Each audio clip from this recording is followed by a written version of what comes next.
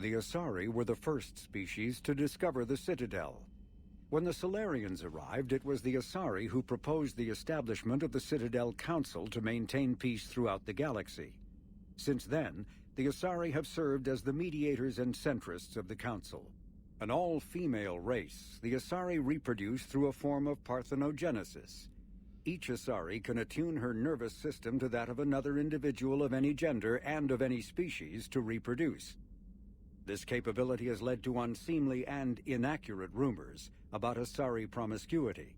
Asari can live for over 1,000 years, passing through 3 stages of life. In the maiden stage, they wander restlessly, seeking new knowledge and experience. When the matron stage begins, they meld with interesting partners to produce their offspring. This ends when they reach the matriarch stage, where they assume the roles of leaders and counselors.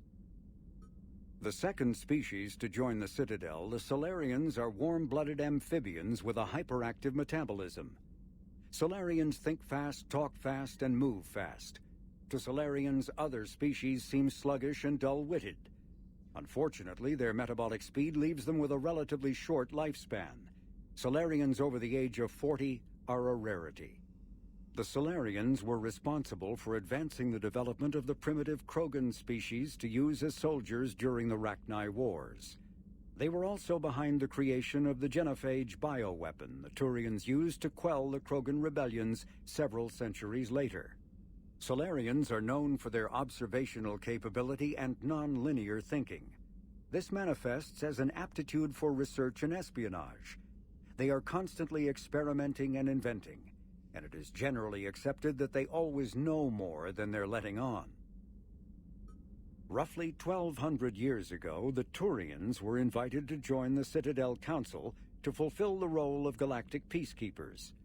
The Turians have the largest fleet in Citadel space, and they make up the single largest portion of the Council's military forces.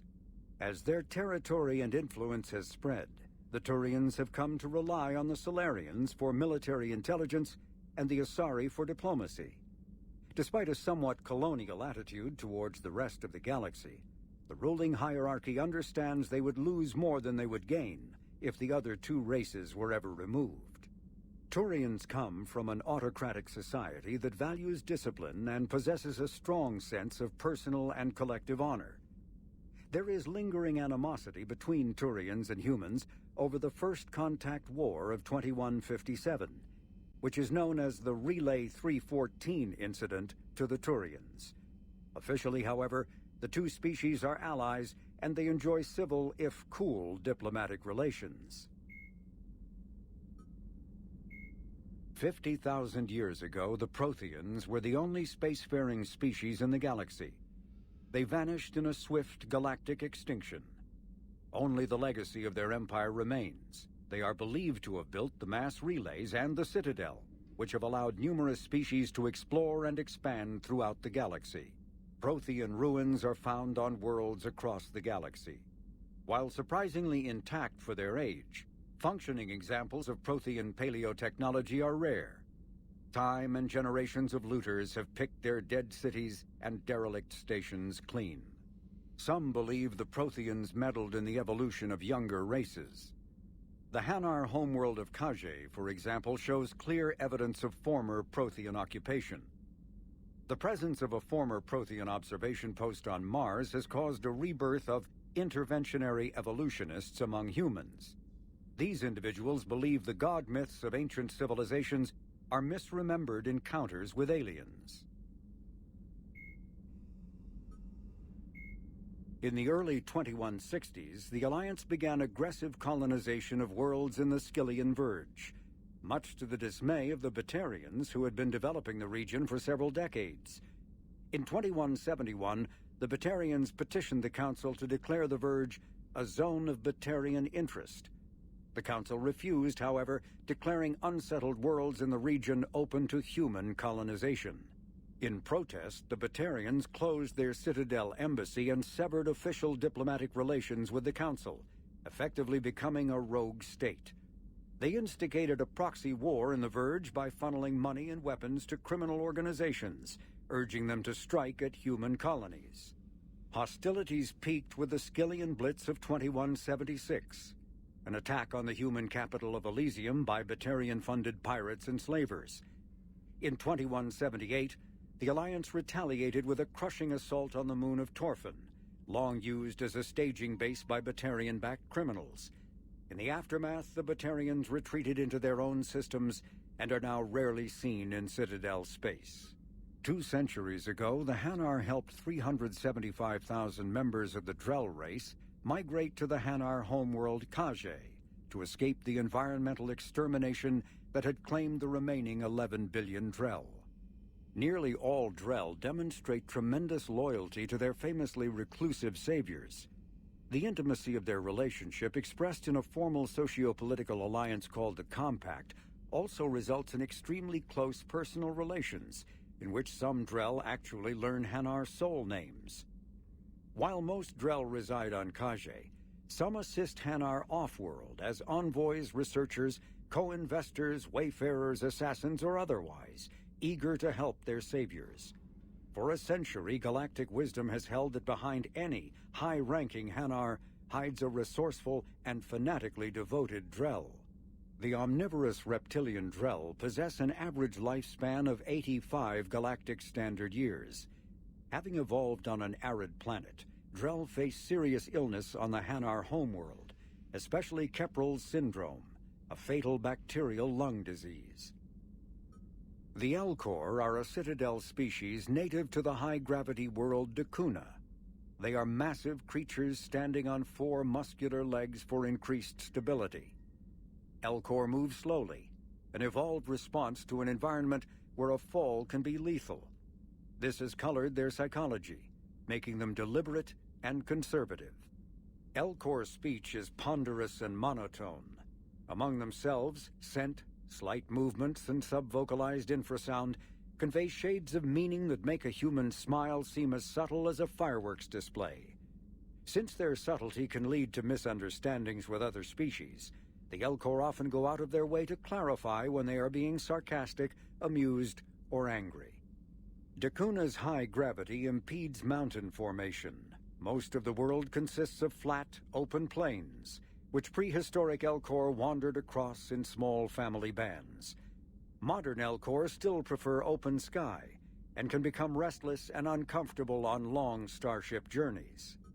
The Geth are a humanoid race of networked AIs.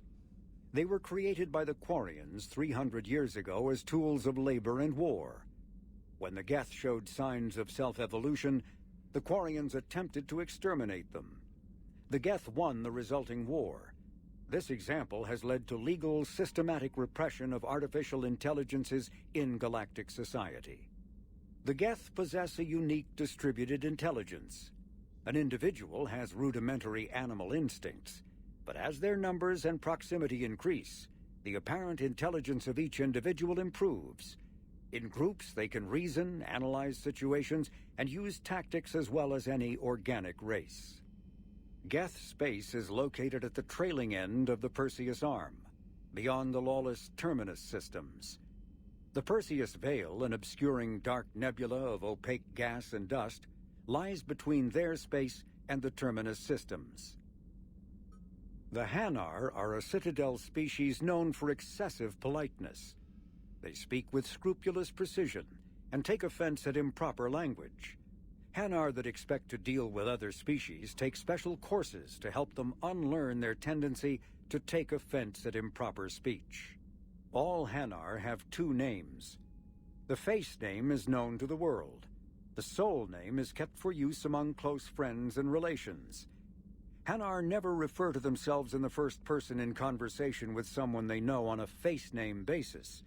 To do so is considered egotistical, so instead they refer to themselves as this one, or the impersonal it. Their homeworld, Kage, has 90% ocean cover and orbits an energetic white star, resulting in a permanent blanket of clouds. Due to the presence of Prothean ruins on the world, many Hanar worship them, and Hanar myths often speak of an elder race that civilized them by teaching them language. When the Asari discovered the Citadel, they also discovered the Keepers. a docile, multi-limbed insect race that seemingly exists only to maintain and repair the great Prothean station. Early attempts to communicate with or study the Keepers were failures, and it is now illegal to interfere with or impede Keeper activity. Because they are completely non-threatening, Keepers have become virtually invisible to everyone else. Similarly, they seem indifferent to other species, except for their tendency to help new arrivals integrate themselves into the Citadel. No matter how many Keepers die due to old age, violence, or accident, they maintain a constant number. No one has discovered the source of new Keepers, but some hypothesize they are genetic constructs, biological androids created somewhere deep in the inaccessible core of the Citadel itself. The Krogan evolved in a hostile and vicious environment. Until the invention of gunpowder weapons, eaten by predators was still the #1 cause of Krogan fatalities. Afterwards, it was death by gunshot. When the Solarians discovered them, the Krogan were a brutal, primitive species struggling to survive a self-inflicted nuclear winter. The Solarians culturally uplifted them, teaching them to use and build modern technology so they could serve as soldiers in the Rachni War. Liberated from the harsh conditions of their homeworld, the quick-breeding Krogan experienced an unprecedented population explosion. They began to colonize nearby worlds, even though these worlds were already inhabited. The Krogan rebellions lasted nearly a century, only ending when the Turians unleashed the Genophage, a Solarian-developed bioweapon that crushed all Krogan resistance. The Genophage makes only 1 in 1,000 pregnancies viable, and today the Krogan are a slowly dying breed. Understandably, the Krogan harbor a grudge against all other species, especially the Turians. Driven from their home system by the Geth nearly 3 centuries ago, most Quarians now live aboard the Migrant Fleet, a flotilla of 50,000 vessels ranging in size from passenger shuttles to mobile space stations. Home to 17 million Quarians, the flotilla understandably has scarce resources. Because of this, each Quarian must go on a rite of passage known as the Pilgrimage when they come of age. They leave the fleet and only return once they have found something of value they can bring back to their people. Other species tend to look down on the Quarians for creating the Geth and for the negative impact their fleet has when it enters a system. This has led to many myths and rumors about the Quarians, including the belief that underneath their clothes and breathing masks, they are actually cybernetic creatures, a combination of organic and synthetic parts. The Volus are a member species of the Citadel with their own embassy, but they are also a client race of the Turians. Centuries ago, they were voluntarily absorbed into the hierarchy, effectively trading their mercantile prowess for Turian military protection. Irun, their home world, lies far beyond the normal life zone of its star. However, the world has a high-pressure greenhouse atmosphere that traps enough heat to support an ammonia-based biochemistry. As a result, the Volus must wear pressure suits and breathers when dealing with other species, as conventional nitrogen-oxygen air mixtures are poisonous to them, and in the low-pressure atmospheres tolerable to most species, their flesh will actually split open. Volus culture is tribal, bartering lands and even people to gain status. This culture of exchange inclines them to economic pursuits. It was the Volus who authorized the Unified Banking Act, and they continue to monitor and balance the Citadel economy. The Citadel is an ancient deep space station presumably constructed by the Protheans. Since the Prothean extinction, numerous species have come to call the Citadel home. It serves as the political, cultural, and financial capital of the galactic community. To represent their interests, most species maintain embassies on the Presidium, the Citadel's inner ring. The Citadel Tower in the center of the Presidium holds the Citadel Council chambers. Council affairs often have far-reaching effects on the rest of the galactic community. 5 arms, known as the wards, extend from the Presidium. Their inner surfaces have been built into cities, populated by millions of inhabitants from across the galaxy. The Citadel is virtually indestructible. If attacked, the station can close its arms to form a solid, impregnable shell.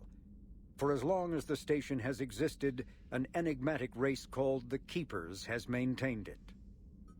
Spectres are agents from the Office of Special Tactics and Reconnaissance and answer only to the Citadel Council. They are elite military operatives, granted the authority to deal with threats to peace and stability in whatever way they deem necessary. They operate independently or in groups of 2 or 3. Some are empathetic peacekeepers resolving disputes through diplomacy.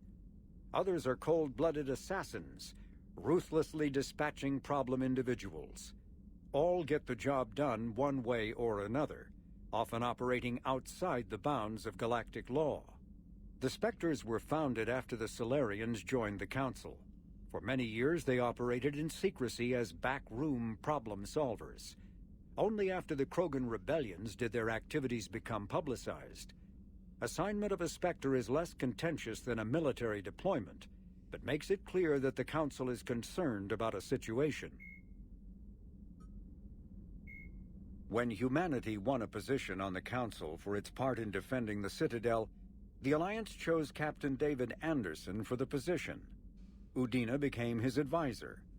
Anderson eventually quit over frustrations with Council politics, and the Alliance named Udina to the office.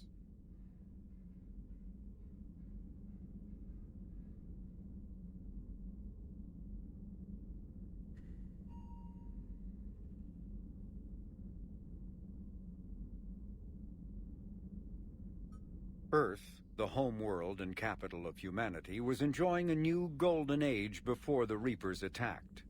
Disease, pollution, and other social ills were on the decline, thanks to technological advances and a wealth of resources from the colonies. Earth was an inspiration even to alien cultures, resulting in influence out of proportion with humanity's brief time on the galactic stage. The Reaper attack has put an end to any semblance of this former life. The great cities of Earth are storehouses of human DNA for the Reapers to harvest. Reaper gunships, capable of megaton-scale firepower, annihilated industrial centers in seconds. The militaries of Earth's disparate nation-states have retained only partial communication with the system's alliance fleets, leaving the planet's resistance efforts uncoordinated and vulnerable. The loss of the comm-buoy network has cut off Earth's economy from the rest of the galaxy, sending shockwaves across galactic markets and a significant obstacle to receiving aid. A political economic pact for collective colonial security, the Alliance is the central galactic institution of human society. The Alliance gained associate membership to the Citadel Council in 2165 and full membership in 2183, with Ambassador David Anderson representing humanity. Human political-economic relationships vary between combative and lucrative. The Turians, who'd fought humans during the 2157 First Contact War, have become valuable trade partners, despite residual social hostility. Other relationships are even more complicated. The rapid rise of human political influence on the Council, achieving in decades what others waited or are still waiting centuries to acquire, has galvanized suspicion and resentment against humanity. That negativity is vastly outweighed by the respect and trust humanity earned by saving the Council during the 2183 attack on the Citadel, at the cost of Alliance cruisers Cairo, Cape Town, Emden, Jakarta, Madrid, Seoul, Shenyang, and Warsaw, and their 2,400 crew. The system's alliance is an independent supranational government representing the interests of humanity as a whole. The alliance is responsible for the governance and defense of all extrasolar colonies and stations. The alliance grew out of the various national space programs as a matter of practicality. Sol's planets had been explored and exploited through piecemeal national efforts. The expense of colonizing entire new solar systems could not be met by any one country. With humans knowing that alien contact was inevitable, there was enough political will to jointly fund an international effort. Still, the alliance was often disregarded by those on Earth until the First Contact War. While the national governments dithered and bickered over who should lead the effort to liberate Shanxi, the alliance fleet struck decisively. post-war public approval gave the Alliance the credibility to establish its own parliament and become the galactic face of humanity. Admiral Stephen Hackett is a decorated officer in the Systems Alliance, currently assigned to Arcturus Station on the far side of the Sol Relay. In the battle for the Citadel, Admiral Hackett commanded the Fifth Fleet. Following that victory, he was promoted to head of the Alliance military. Hackett was born to a single mother in Buenos Aires in 2134. When his mother died in the pandemic of 2146, he was placed in the Advanced Training Academy for Juveniles, where his superior talents in science and leadership quickly became evident. Hackett enlisted in 2152, volunteering for high-risk missions to colonize space beyond the Sol Relay. He was commissioned as a second lieutenant on Arcturus Station in 2156, and soon proved his ability in the First Contact War. His rare ascent from enlisted man to admiral remains an Alliance legend. Admiral David Edward Anderson is a career military officer in the Systems Alliance Navy. Born in London in 2137, he later moved to Arcturus Station and became the first graduate of the Alliance's now renowned N-7 Marine program. Anderson is one of the Alliance's most decorated Special Forces operatives and served with honor during the First Contact War. He was the original captain of the SSV Normandy before relinquishing command to his XO, Commander Shepard. After the Alliance victory in the Battle of the Citadel, Anderson briefly served as the Citadel's first human counselor. He soon became embroiled in a Cerberus plot to abduct his friend Kaylee Sanders, however, and learned that he was unable to live a life without action. He stepped down as counselor and returned to the military to prepare for the Reaper invasion. The Alliance Parliament named Donald Udina as his successor. Dr. Liara Tassoni is an Asari information broker with a background in scientific research on Prothean technology. Born on Thessia in 2077, she is the only child of the late matriarch Benezia. Although mother and daughter became estranged in the years before Benezia was indoctrinated by the Reaper known as Sovereign. Tassoni is also a highly trained biotic who served under Commander Shepard aboard the SSV Normandy before the ship was destroyed in a collector attack. Before she became involved in galactic affairs, Dr. Tassoni spent 50 years researching the Protheans' technology and the mystery of their extinction. She now divides her time between uncovering Prothean ruins and consulting with noteworthy representatives of the various Citadel races.